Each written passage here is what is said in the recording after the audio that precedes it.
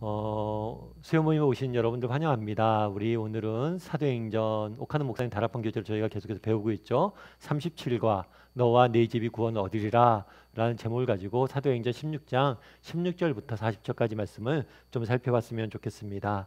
그럼 먼저 우리 마음의 문을 열면 함께 읽어보면 좋을 것 같은데요. 마음의 문을 열면 같이 읽도록 하겠습니다. 빌립보에서 바울과 실라는 호된 시련에 부딪혔다. 사도행전에 기록된 바울의 생애를 보면 여기서 그는 처음으로 채찍에 맞고 투옥당하는 어려움을 겪는다. 성령의 명령에 순종한다면 모든 것이 형통해야 할 것 같은데 실제로는 그렇지 않을 수 있다는 사실을 배우게 된다. 예수 그리스도를 전하는 자에게는 주님이 당하신 고난이 항상 따르는 것 같다. 그러나 고난을 통해 주님이 주시는 열매는 항상 만족스러운 것이다. 복음은 반드시 승리한다. 구원받을 자들은 반드시 돌아온다. 믿음을 고백한 간수와 그의 가족들, 그리고 이름이 거론되지 않은 숱한 죄수들은 바울이 고난을 통해 얻은 값진 열매들이었다. 우리 지난 시간에 뭘 배웠죠? 우리가 지난 시간에 마게도냐인 환상을 배웠어요. 바울 일행이 아시아로 소아시아로 전도할 계획을 세웁니다. 근데 하나님 계속 막으셨죠. 계속 막으셔서 어디로 인도했어요? 마게도냐로 환상을 보고서 건너와서 우리를 도우라 라는 표현 쓰고 마게도냐로 가게 되는 것을 배우게 됩니다. 하나님의 인도하심에 대해서 배웠죠. 그래서 마게도냐의 첫 성이 어디였어요? 빌립보예요. 빌립보에서 누굴 만났어요? 루디아라는 여인을 만나서 전도한 모습을 지난 시간에 배웠습니다. 오늘은 이 빌립보에서 바울 일행이 어떻게 계속해서 전도했는지 그 열매가 무엇이었는지를 우린 배우게 될 거예요. 그런데 오늘 서론에서 나와 있던 것처럼 오늘 본문에는 전도의 열매가 그냥 즉각적으로 계속해서 나타나지만 않죠. 어떤 것이 있어요? 어려움들이 있어요. 바울과 그 일행이 큰 어려움에 봉착하게 됩니다. 그런데 길게 보면 이 어려움을 통해서도 뭐예요? 하나님께서 놀라운 열매를 맛보게 하세요. 그래서 이 부분에 대해서 좀 이야기를 나눠봤으면 좋겠습니다. 그래서 하나님 그달에 바울 일행이 당한 어려움이 무엇인지, 또 그 과정 속에서 하나님께서 어떤 열매 주셨는지 좀 우리가 살펴봤으면 좋겠고요. 이걸 통해서 우리도 이 땅을 살다 보면 정말 믿음을 지키고 하나님의 일을 하다 보면 정말 어려움에 봉착하게 되는데, 이 어려움을 통해서 하나님 주신 은혜가 뭔지 그 부분에 대해서 조금 이야기를 나눠봤으면 좋겠습니다. 먼저 1번 문제 같이 한번 읽어볼까요? 같이 읽도록 하겠습니다. 일정한 시간을 정해놓고 기도하러 갔던 바울과 실라에게 돌발적으로 어떤 사건이 생겼는가? 16절에서 20절은 이렇게 되어 있어요. 16절 보면 일단 우리가 기도하는 곳에 가다가 점치는 귀신 들린 여종 하나를 만나니, 여종 하나를 만났다고 그랬어요. 한 여인을 만난 거죠.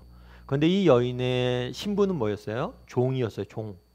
그런데 이 단순히 종이었던 것에 멈추지 않죠. 이 여인은 뭐였어요? 귀신이 들렸어요.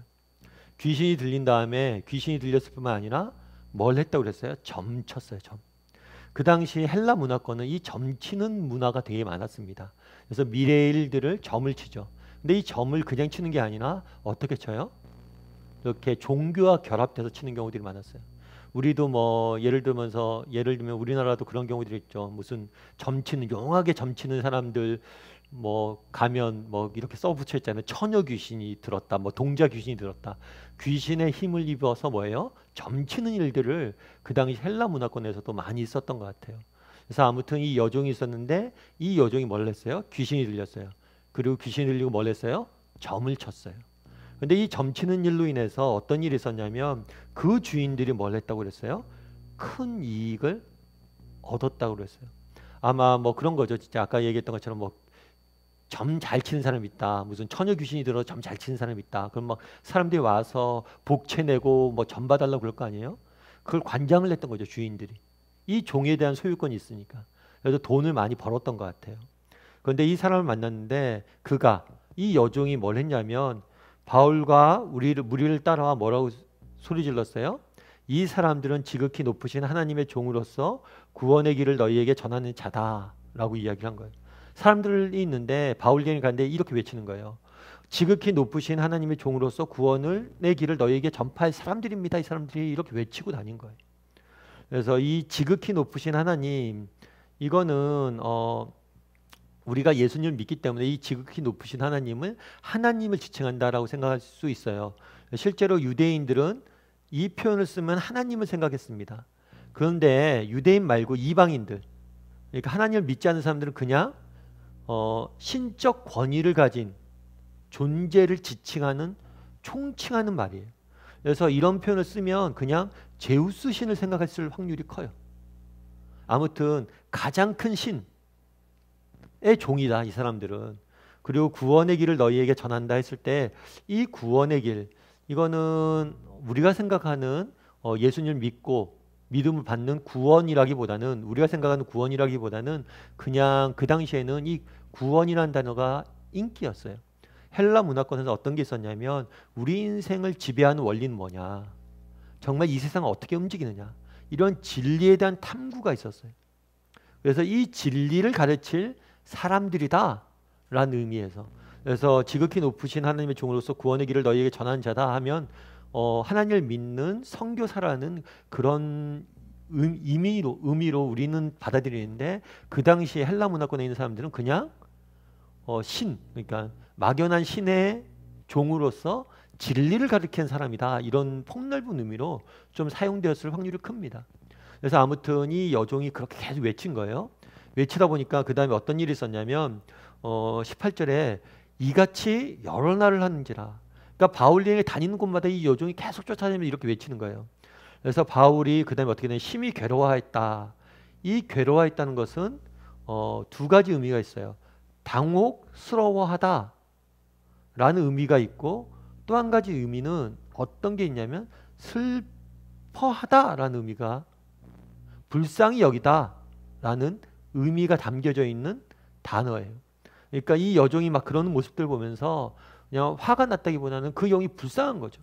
자기도 알지 못하는 얘기를 하고 귀신에 사로잡혀 있는 이 여종이 불쌍히 여겼고, 또 당혹스러웠던 것 같아요. 그것들로 인해서 그 모습이 너무나 당혹스러웠던 것 같아요.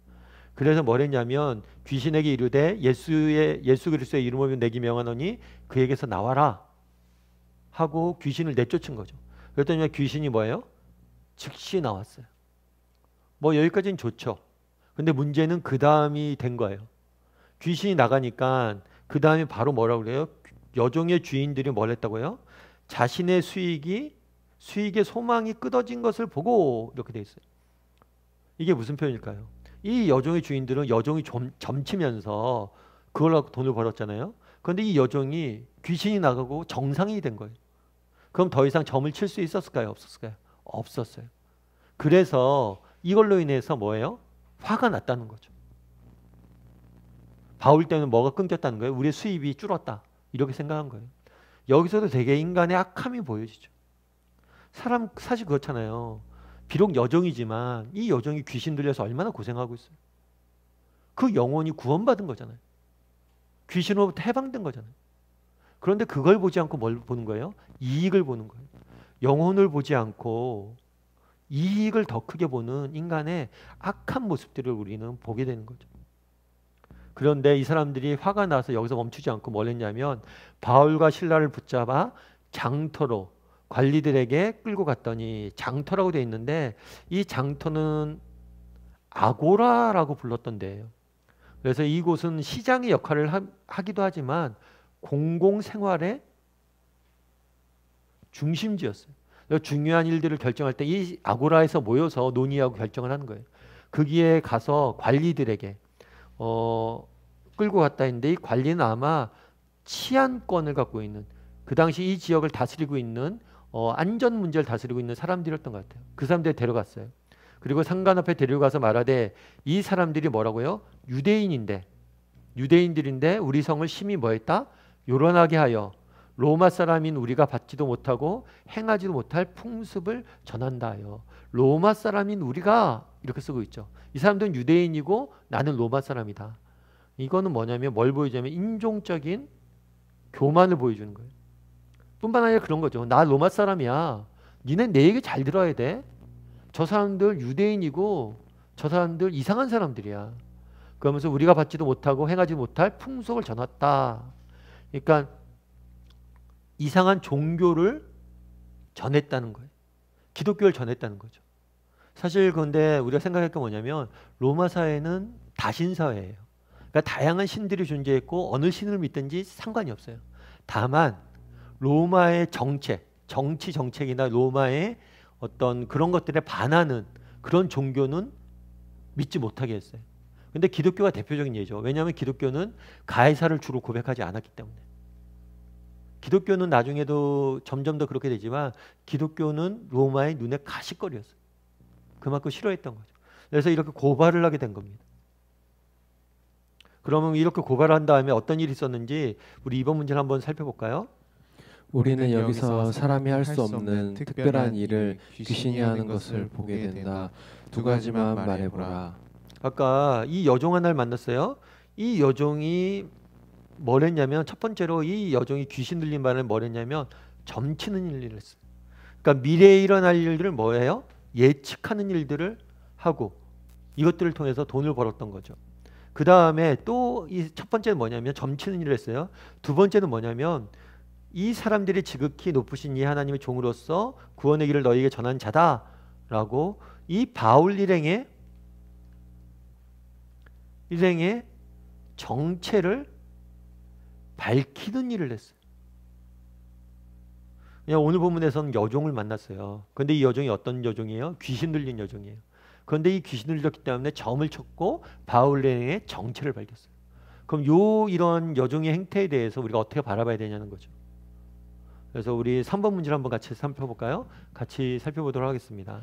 당신은 신통하게 알아맞힌다는 유혹에 빠져 점쟁이를 찾아본 일이 없는가? 아무리 신통하게 알아맞혀도 그를 가까이 해서는 안 되는 이유가 무엇인가? 오늘 점치는 여종이 등장을 해요. 여기 점치는 여종 때문에 돈을 많이 벌었다고 그랬고 사람들이 점치는 사람들에게 가서 뭘 했겠어요? 점을 계속 받겠죠. 그러니까 우리에게도 이런 모습이 없냐는 거예요. 제가 어떤 책에서 읽었는데 그 책에서 재밌는 얘기를 하더라고요. 인류 역사상 제일 처음 시작된 사업이 있대요. 사업이 있으면 그게 바로 점치는 일이었다는 거예요.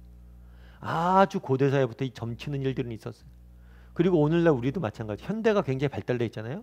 현대사회에서도 여전히 이 점치는 사업은 굉장한 규모의 사업이란 거예요. 그 여전히 존재하죠.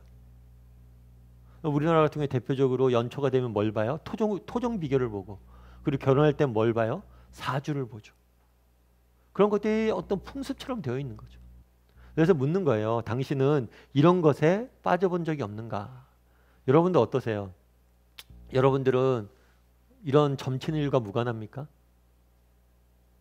사실 뭐 가끔 듣는 얘기는 그런 얘기들 많이 듣죠. 이렇게 연초에 토종 비결을 본다거나 중요한 일을 앞두고 뭐 시험이나 결혼에 여러 가지 앞두고 점치는 분들이 많다고. 근데 점치는 사람들 중에서는 기독교인들도 많다고. 사실 우리 중에도 이렇게 뭐예요? 점집에 쫓아다니는 경우들이 있을 수 있어요. 그러니까 그런 경우들을 한번 이야기해 보자는 거죠. 근데 재미있는 건 뭐냐면 이게 뭐 단순히 점집을 간다는 것뿐만 아니라 이 점치는 문화가 우리 일상에 굉장히 깊이 스며들어 있을 수 있어요. 뭐냐면 예를 들면 그런 거예요. 예를 들면 뭐 제가 아는 목사님 한 분이 한 번은 이렇게 기차를 타고 지방 갔다 올라오는 길에 이렇게 신문을 봤대요. 신문을 보는데 요즘도 그런지 모르겠어요. 요즘 제가 종이신문을 잘 많이 안 봐서 신문 보면 오늘의 운세가 이렇게 나와 있거든요. 근데 오늘의 운세 딱 보니까 자기 걸 찾아봤대요. 재미로 찾아봤는데 남의 일에 참견하지 말라고 이런 말이 있더래요. 그런데 이상하게도 그러냐고 넘어갔는데 계속 그게 생각이 남더래요. 그래서 뭐 딴 사람이 얘기할 때도 다른 사람 일에 목회자는 상대방의 이런 권면도 많이 하고 조언도 많이 해야 되잖아요. 그런데 조심스러워지더라고요. 자기가 그 오늘의 운세 하나 보더니 야 그래도 승원아 그거 되게 이상하더라. 그거 보니까 그렇게 되대. 그거 조심해야겠다고 이런 이야기를 하더라고요. 그러니까 알게 모르게 사실은 이런 것들이 우리 삶에 많이 팽배해 있다는 거예요. 그럼 이거에 대해서 우리가 어떻게 봐야 되냐는 거예요. 여러분은 어떻게 생각하십니까? 사실 우리 인간의 내면에 욕망이 있죠. 어떤 욕망이 있어요? 이 점치는 사업이 왜 발달하는 거예요? 우리 안에 무슨 욕망이 있는 거예요? 내일에 대해서 알고 싶은 욕망이 있는 거예요. 미래에 어떠한 일이 일어날지 알고 싶은 욕망이 있는 거예요. 이건 인간 누구나에게 있어요. 그런데 그러면 이 내일에 대해서 알고 싶은 욕망이 있는데 내일에 대해서 아는 게 도움이 될까요? 사실 내일에 대해서 아는 게 그렇게 도움이 안 됩니다. 내일이 어떤 일이 일어날지 안다. 이것은 두 가지 중에 하나예요. 우리를 교만하게 만들거나 우리를 뭐 하는 거예요? 교만하게 만들거나 아니면 우리를 게으르게 만들어요. 아니면 두려움에 빠지게 만들든가. 그래서 오늘 본문의 문제가 이렇게 되잖아요. 아무리 신통이 맞춰도 그를 가까이 해서 안 되는 이유는 뭐냐. 결국에 내일에 대해서 우리가 아는 게 우리의 일생에 도움이 안 돼요. 그래서 우리는 되도록이면 정말 뭐예요? 내일에 대한 궁금증을 있다면 그걸 가지고 오늘 열심히 사는 게 우리에게 필요한 일이죠. 그리고 또 한 가지는 뭐냐면 내일에 대해서 용하다는 사람도 있잖아요. 근데 미래에 대해서 용하다는 사람들 그걸 확인할 수가 없어요. 대부분 그렇게 점에서 이야기하는 게 코에 걸면 코걸이고 귀에 걸면 귀걸이에요. 그냥 좋은 얘기 하는 거예요. 그게 진짜 맞는 얘기인지 아닌지 우리가 확인할 수가 없어요. 그러니까 거짓에 우리의 인생을 거는 거는 그것만큼 어리석은 일이 없잖아요. 그렇게 일어날지 알은지도 모르고 그게 맞을지도 안 맞는 일에 점치는 일에 우리 인생을 걸고 그것에 목매인다는 것은 그만큼 어리석은 일은 없는 것 같아요.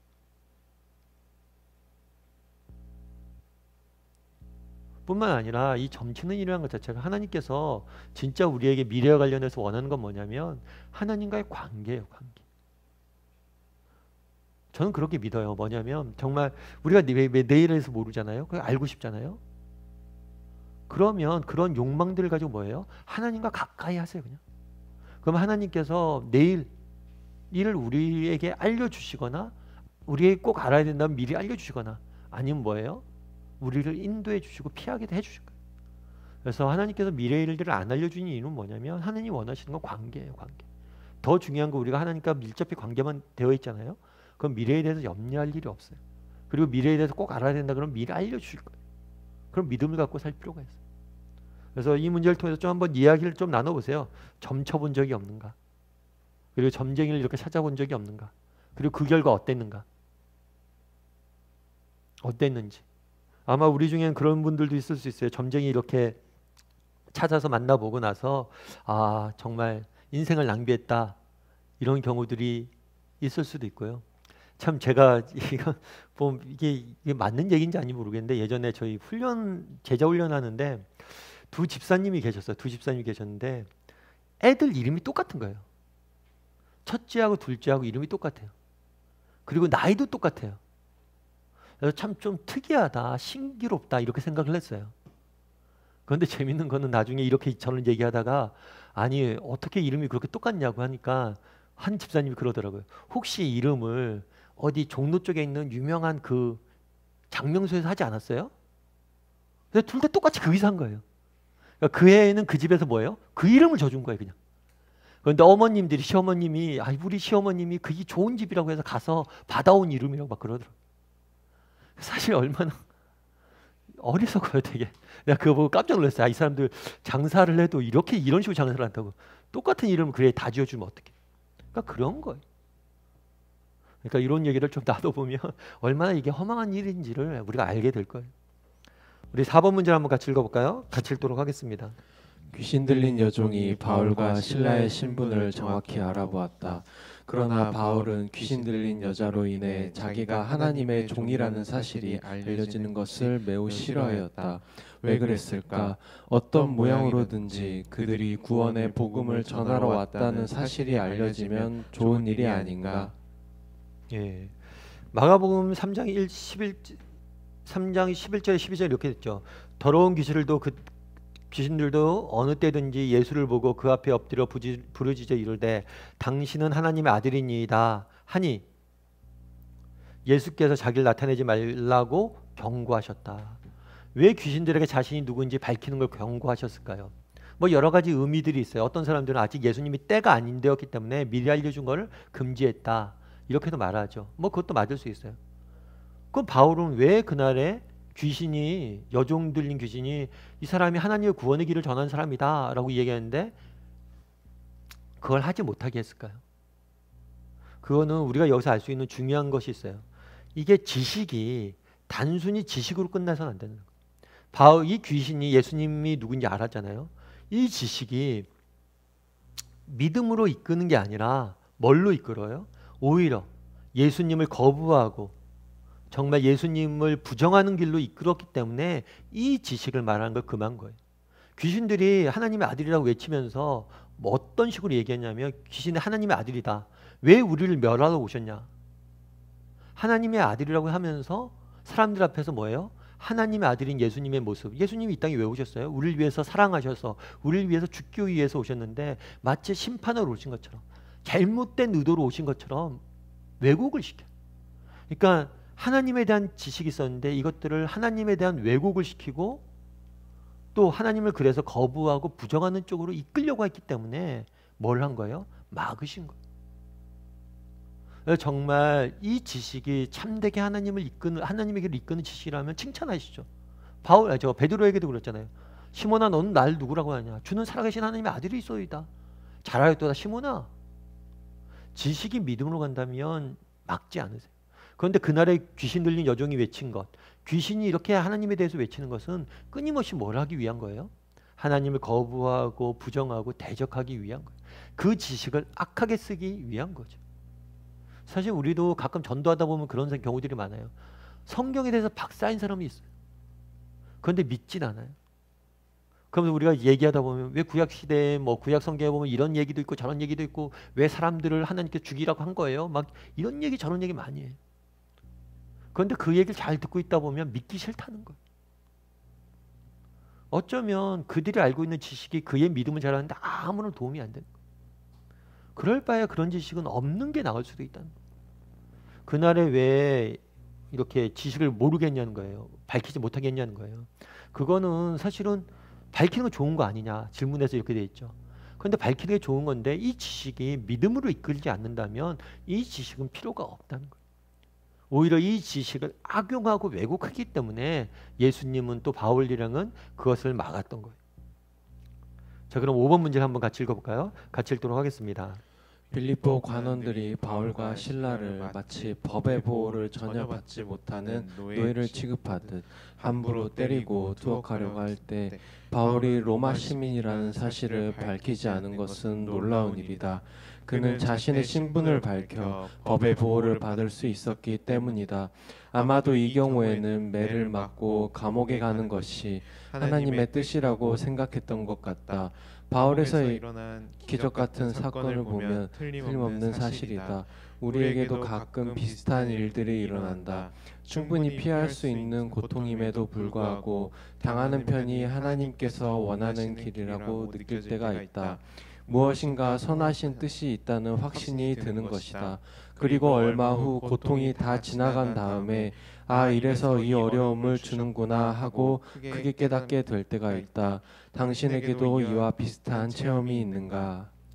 오늘 22절과 24절을 보면 이게 아까 바울이 얘기했던 바울이 뭘 했어요? 귀신을 내쫓았잖아요. 그러니까 귀신을 내쫓으니까 이 귀신 들렸던 여종의 주인들이 뭐예요? 여종에게서 귀신이 나가니까 얼마나 감사한 일이에요. 기뻐하지 않고 오히려 화를 내요. 왜요? 자신의 수입원이 끊겼다는 거예요. 그래서 저자에다 아고라로 가서 고발하죠. 이 사람들이 이상한 종교를 전한다. 이 사람들 나쁜 사람들이다. 그렇게 이야기를 해요. 그러자 어떤 일이 있었어요? 무리가 일제히 일어나서 고발하니 아마 이 무리는 이 고발한 사람들, 로마 시민 이 고발한 사람들과 친분이 있는 사람들이겠죠. 아니면 이 기독교에 대해서 반대하고 있는 그런 사람들이겠죠.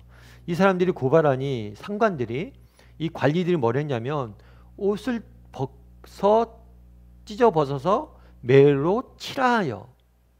그러니까 옷을 벗기고 매로 치게 한 거예요. 근데 여기서 굉장히 이상한 게 있죠. 이상한 점이 있죠. 그건 뭐예요? 정식 재판을 안 받는 거예요.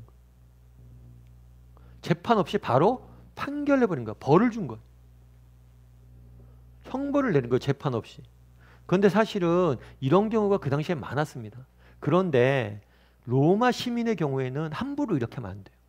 로마 시민권자들은 반드시 재판을 내서 형벌을 내야 돼요. 식민지에 있는 내가 지배하는 사람들이라면 막 해도 되겠죠. 근데 로마 시민권자에게는 이렇게 하라면 안 돼요. 그런데 바울은 뭐였어요? 바울은 로마 시민권자예요. 그래서 바울에게 부당하게 이렇게 뭘 한 거예요? 재판도 없이 형벌을 내린 거죠. 그래서 나중에 이제 바울이 그런 고백을 해요. 이제 고린도후서에 보면 자신의 인생을 회고를 하면서 내가 매를 몇 번 받고 뭐 태정을 몇 번 당하고 이걸 쭉 설명하는데 이때가 처음으로 매 맞은 때가 아니겠는가. 3번 매 맞았다, 크게 매 맞았다고 이야기 나오는데 그 중에 첫 번째가 아닐까 이렇게 이야기합니다. 이렇게 매를 맞았어요. 그 다음에 많이 친 후에 뭘 했다고 그랬어요? 옥에 가두고 간수에게 명하여 뭘 했어요? 든든히 지키라 라고 이야기를 했어요. 그래서 간수가 이 바울을 지켰죠. 근데 참 이게 또 하나님의 섭리예요. 뭐냐면 이 관원들은, 악한 사람들은 뭘 했어요? 간수에게 바울을 지키라고 했잖아요. 그런데 이 간수가 뭘 해요? 나중에 예수님을 믿죠. 깊은 하나님의 뭐가 간섭한 거예요? 섭리가 간섭한 거예요. 사실 바울이 감옥에 갇히지 않았으면 이 간수를 못 만났겠죠.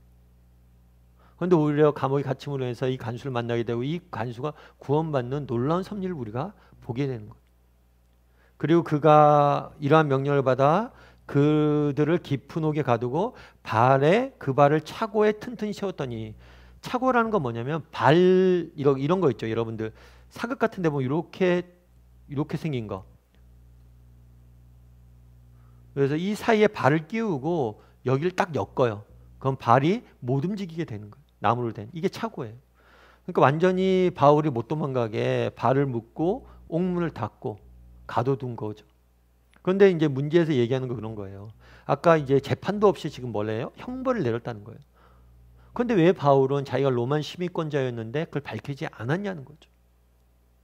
뭐 여러 가지 이유를 성경 분명히 얘기하지 않으니까 여러 가지 이유가 있을 수 있겠죠. 오늘 문제에 나온 것처럼 뭐예요?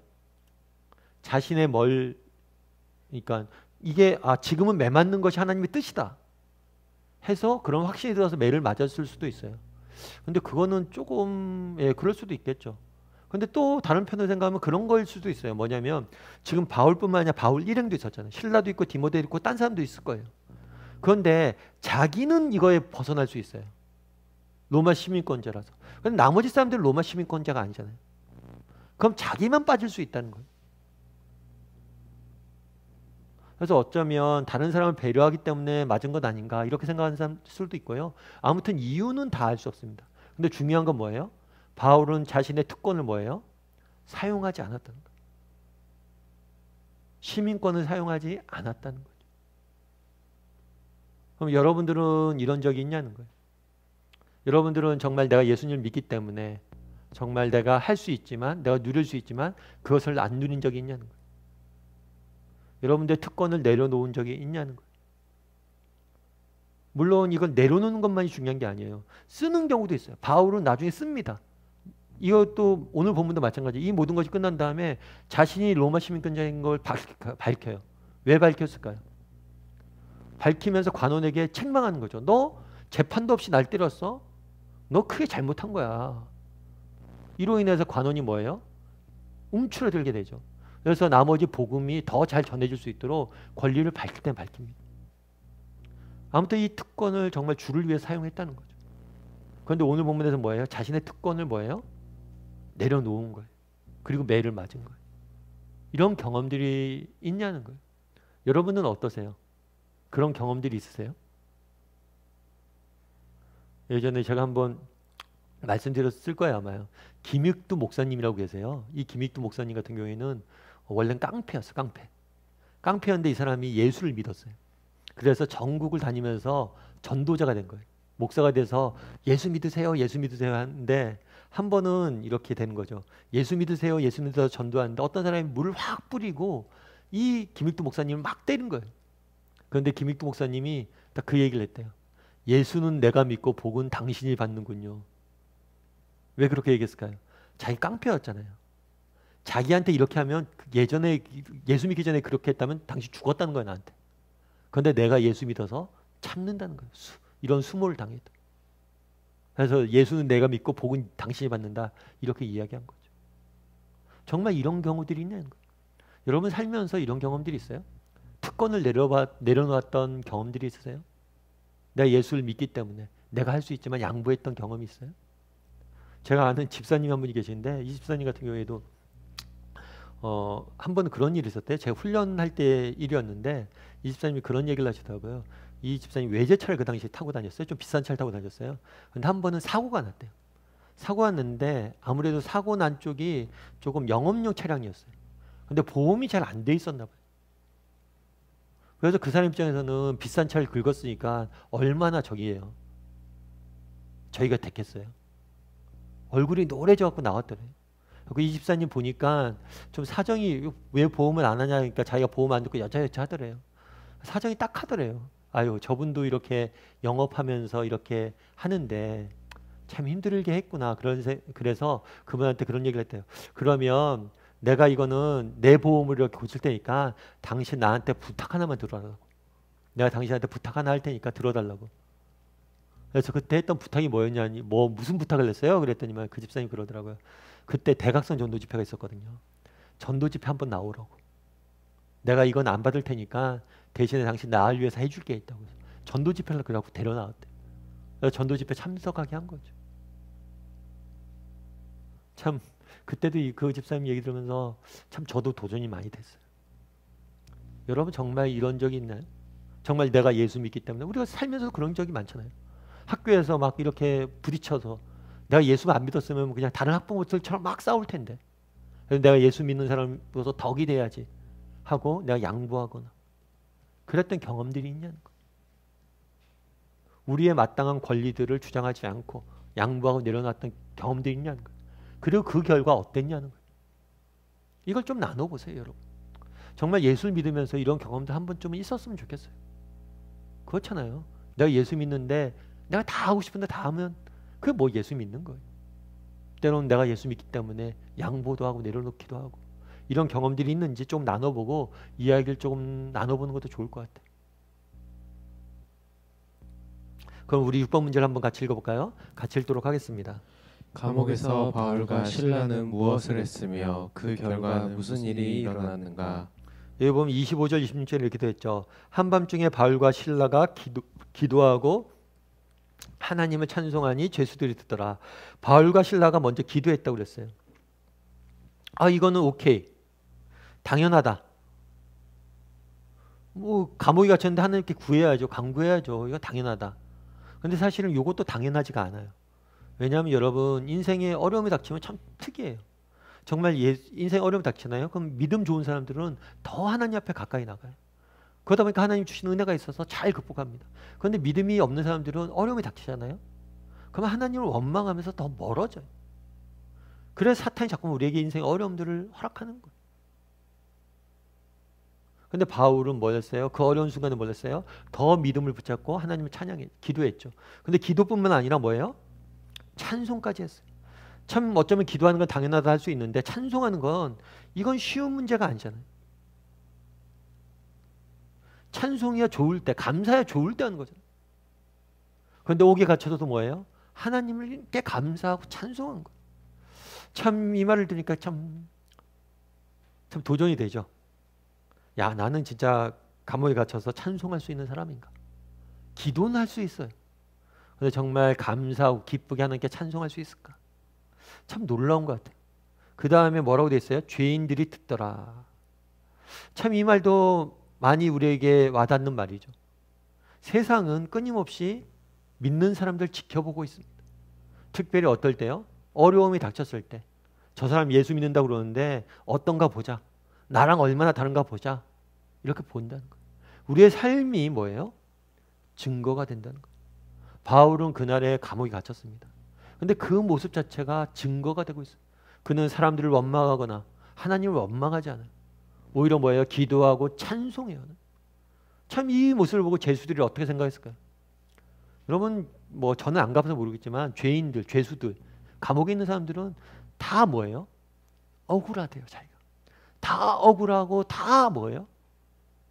자기는 죄가 없는데 여기 갇혀있다고 생각한다고 그러더라고요. 그런데 그런 말을 하지 않고 기도하고 찬송하는 모습이 얼마나 도전이 됐겠냐는 거예요. 근데 이렇게 기도하고 찬송하자 뭐래요? 갑자기 큰 지진이 났어요. 땅이 울렸어요. 그 다음에 옥토가 움직이고 문들이 다 열렸어요. 그리고 메인 것, 아까 차고를 맸다고 그랬잖아요. 수갑을 채워져 있는데 이게 풀렸다고 그랬어요. 어떻게 이런 일들이 일어났는지 모르겠어요. 아무튼 하나님이 기적 같은 역사를 한 거죠. 땅이 흔들리고 문이 열리고 수갑들이 다 풀어지는 놀라운 역사가 일어난 거예요. 우리 7번 문제 한번 같이 읽어볼까요? 같이 읽도록 하겠습니다. 한밤중이 우리에게 주는 의미는 크다. 역경은 우리에게 있어서 인생의 밤이다. 그리고 고난이 가장 혹독할 때를 밤중이라 부른다. 당신이 이런 밤중에 노래하게 하시는 하나님을 체험한 일이 있으면 말해보라. 그때 옥문이 열리고 쇠사슬이 벗겨진 기적은 없었는가? 오늘 본문에 보면 한밤중이 우리에게 주는 의미는 크다. 역경은 우리에게 있어서 인생의 밤이다. 고난이 가장 혹독할 때를 밤중이라고 한다. 그런데 이 밤중에 노래하게 하시는 하나님을 체험한 일이 있는가? 그러니까 밤이란 걸 우리가 인생의 어두운 시절, 인생의 고난의 시기를 지칭할 때 우리가 많이 쓰죠. 바울과 실라가 그런 거죠. 정말 인생의 한밤중이었죠. 정말 죽도록 매맞았습니다. 그리고 감옥에 갇혔어요. 얼마나 답답했겠어요. 얼마나 가슴이 미어졌겠어요. 그런데 뭐예요? 그 순간에 찬송한다는 거예요. 참 어떻게 이렇게 찬송할 수 있었을까? 근데 오늘 본 문제에 재밌는 표현이 있어요. 이런 밤중에 노래하게 하시는 하나님. 이 찬양도 우리가 우리의 의지로 하는 건 아닌 것 같아요. 노래하게 하신다는 거. 그게 참 독특한 것 같아요. 인생의 고난에 깊이 들어온 사람들이 늘 고백하는 게 있어요. 인생의 고난에 깊이 들어왔던 사람들이 늘 고백하는 게 뭐냐면 그 고난 깊숙한 그곳에 누굴 만났다? 하나님을 만났다. 그리고 하나님의 은혜를 맛봤다. 그래서 찬송하는 거예요. 이게 찬송이 내가 해야지 하고 하는 게 아니에요. 은혜를 맛봤기 때문에 찬송하는 거예요. 그래서 결국에 밤중에 뭐 하는 거예요? 노래하게 하시는 하나님일 거예요. 이런 밤중에 노래하게 하시는 하나님을 맛본 적이 있냐는 거예요. 이거 각자 한번 이야기를 좀 나눠봤으면 좋겠어요. 이런 하나님을 경험한 적이 있는가? 우리가 그런 경우들 많이 경험하죠. 뭐 아는 집사님은 그런 얘기 하시더라고요. 아들이 이렇게 고3 때 열심히 이제 대학교 준비하고 있었는데 열심히 공부했어요. 그런데 잘 안 됐어요. 재수를 하게 됐어요. 재수하게 되니까 어떻게 하겠어요? 열심히 또 기도했죠. 열심히 기도하고 이제 재수해서 학교를 갔어요. 그 다음에 그런 얘기를 하시더라고요. 참 목사님 그런데 고3 때 이렇게 학교 갈 수도 있는데 재수해서 학교 갔잖아요. 그런데 참 이 재수의 시간이 그 당시에는 왜 하나님께서 처음에 합격하지 못하고 이런 시간을 우리에게 허락하셨을까 그랬었는데 생각해보면 돌이켜 생각해보면 재수할 때만큼 하나님께 열심히 기도했던 적은 없다. 우리 애가 재수할 때만큼 열심히 새벽 예배 나가고 열심히 하나님 매달리고 그래서 하나님 주시는 은혜를 맛봤던 적은 없었던 것 같다.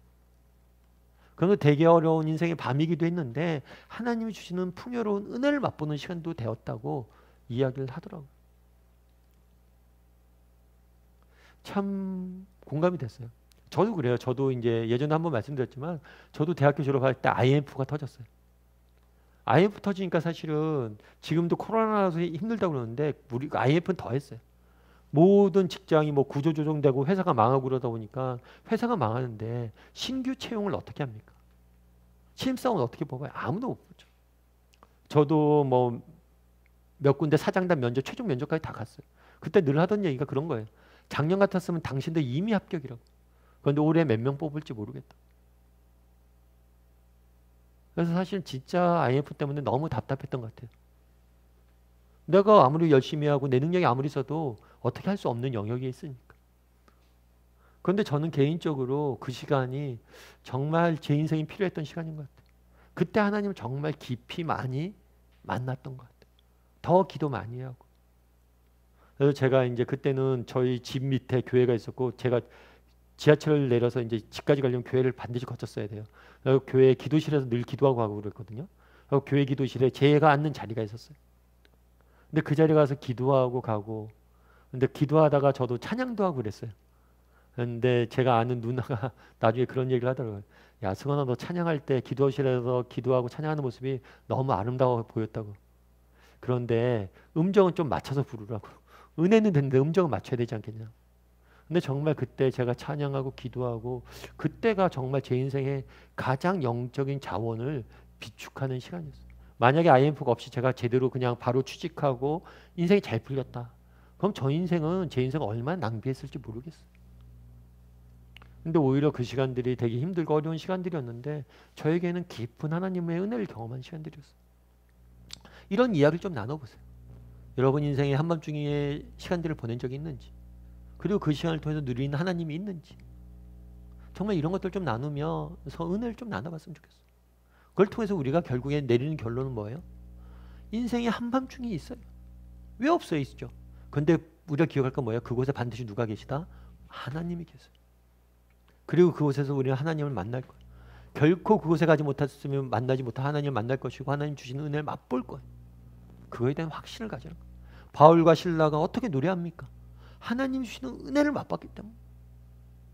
성경이 그것이 뭐였다 정확히 기록하진 않지만 찬양했다는 말로 표현하지만 우리도 마찬가지예요.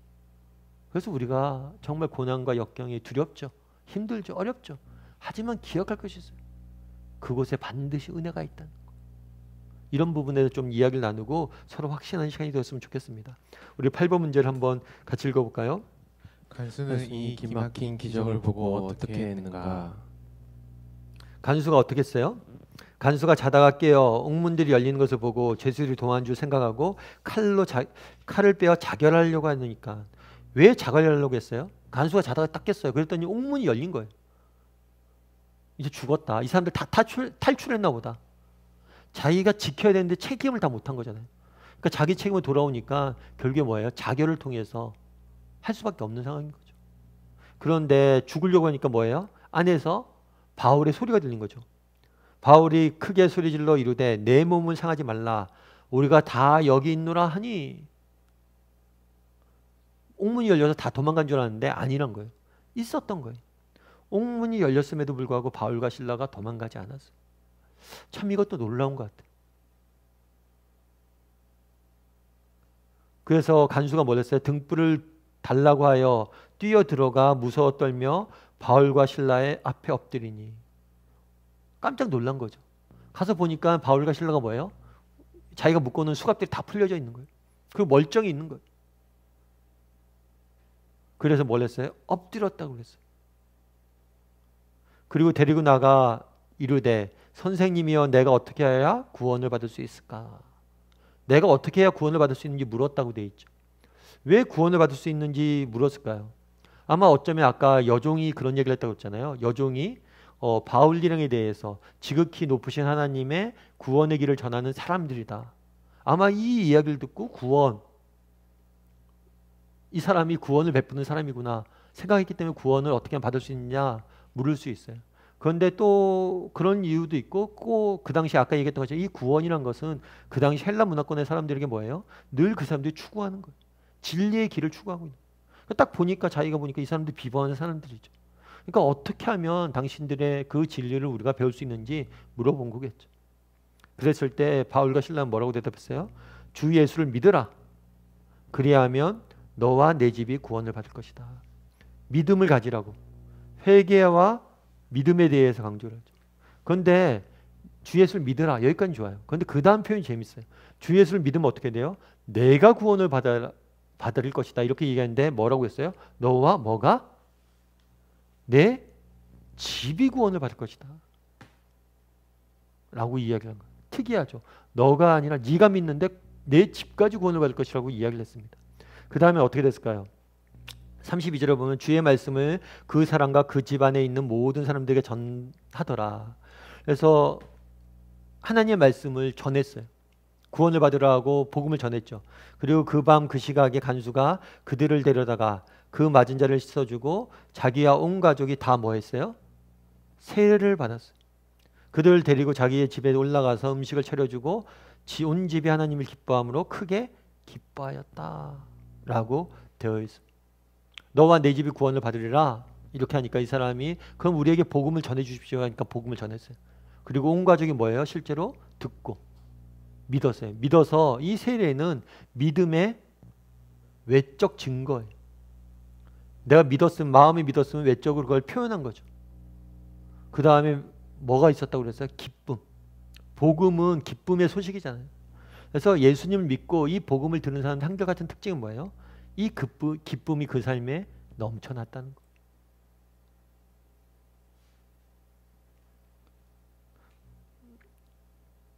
그럼 9번 문제를 한번 같이 읽어볼까요? 같이 읽도록 하겠습니다. 31절을 외우고 묵상해보라. 그리고 34절에서 간수의 가족이 받은 은혜를 확인해보라.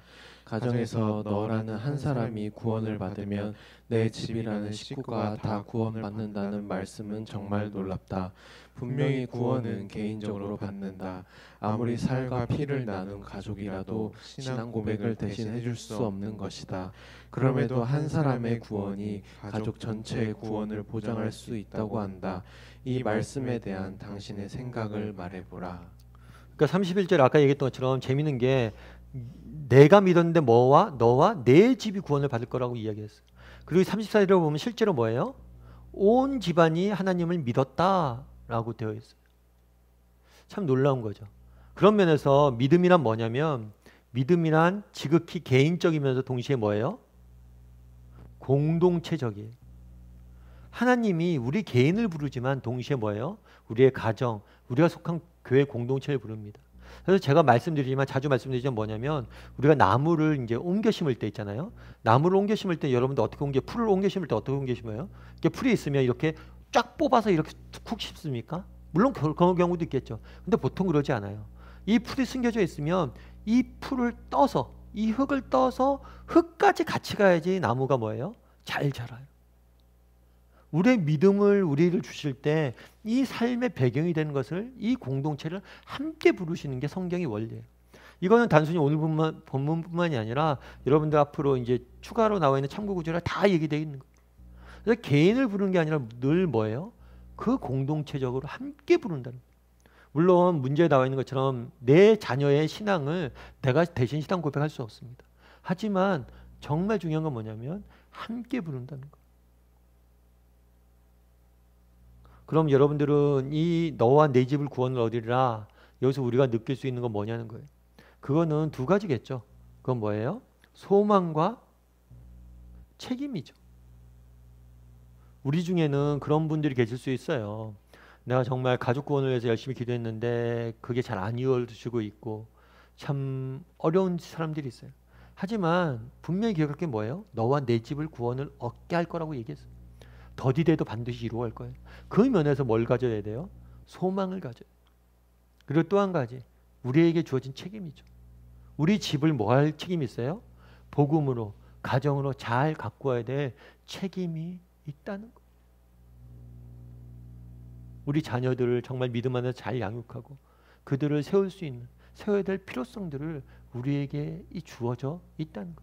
이 집을 가꿔야 돼. 간수에게 너와 내 집이 구원을 얻을 것이다 했을 때 간수의 온 가족이 구원받았다고 그랬잖아요. 온 가족이 어떻게 구원받았을까요? 이 간수가 얘기했겠죠. 복음을 들어보라. 초청했겠죠. 이 책임이 우리에게 있다는 거예요. 우리의 가정을 나 하나 예수 잘 믿는 것 거기서 멈추면 안 됩니다. 우리 가정을 우리 공동체를 잘 믿을 수 있도록 돕고 세워가는 것들 이런 책임이 우리에게 있다는 거예요. 그래서 한번 이야기를 좀 나눠보세요. 여러분들 이런 소망과 책임이 있는지. 우리 중에서는 믿지 않는 사람들이 있잖아요. 가족 중에서. 그럼 그 사람들 정말 예수를 믿게 하기 위해서 노력하고 있는지. 그리고 우리가 노력했을 때 하나님께 믿게 하실 거라는 소망이 있는지.